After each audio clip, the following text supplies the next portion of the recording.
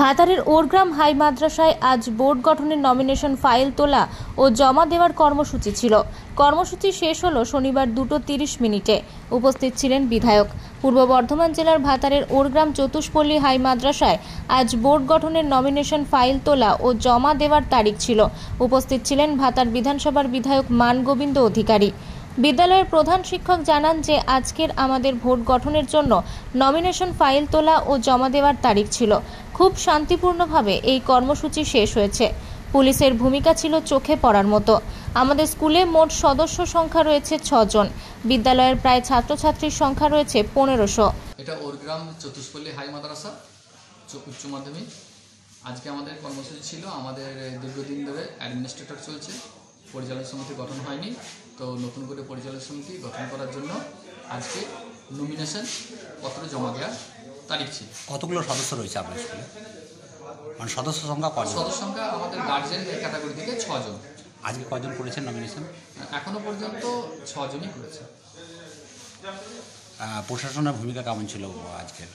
প্রশংসনীয়। প্রায় 10 থেকে 12টি গ্রামের ছাত্রছাত্রী আমাদের বিদ্যালয়ে পড়াশোনা করে। বিধায়ক মানগোবিন্দ অধিকারী জানান যে আজ বোর্ড গঠন ছিল শান্তিপূর্ণভাবে। 6 জন অভিভাবক তারা নমিনেশন তুলে জমা করেছে। খুব তাড়াতাড়ি স্কুলের ভোট গঠন করা হবে। চতুষ্পল্লী হাই মাদ্রাসা এইচএস একটি পরিচালন সমিতির নমিনেশন পেপার তোলা এবং নমিনেশন পেপার ফাইল করা কি মানে রেজাল্ট হলো শেষ পর্যন্ত? আমরা আমাদের যে 6 জন অভিভাবক ক্যান্ডিডেট আমরা বেছে নিয়েছিলাম, সেই 6 জন অভিভাবক ক্যান্ডিডেটের নমিনেশন পেপার আমরা তুলেছিলাম এবং তুলে ফাইল। কোন দলের পক্ষ থেকে? এটা এই স্কুল নির্বাচন কমিটিতে তো ঠিক দল হিসেবে হয় না, তবে সাধারণত এটা ধরতে হবে যে এটা এখন তৃণমূলের আছে, তৃণমূলের পক্ষ থেকেই এটা সমর্থনই এটা হয়েছে, কোনো দলের হিসাবে নয়।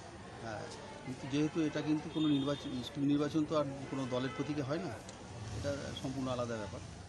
সেইভাবেই হয়েছে।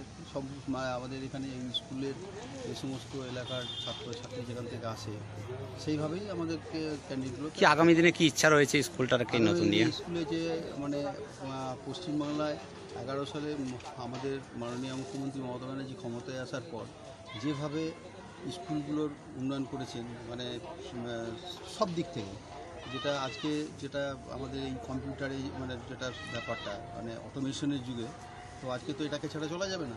তা সেই ক্ষেত্রে যথোপযুক্ত যেভাবে যতটা সহযোগিতা করা যায় রাজ্য সরকার করছেন এই স্কুলগুলোকে সম্পূর্ণভাবে নিজেদেরকে স্বাবলম্বী করার লক্ষ্যে। ভাতার থেকে আমিরুল ইসলামের রিপোর্ট, আনন্দ বার্তা।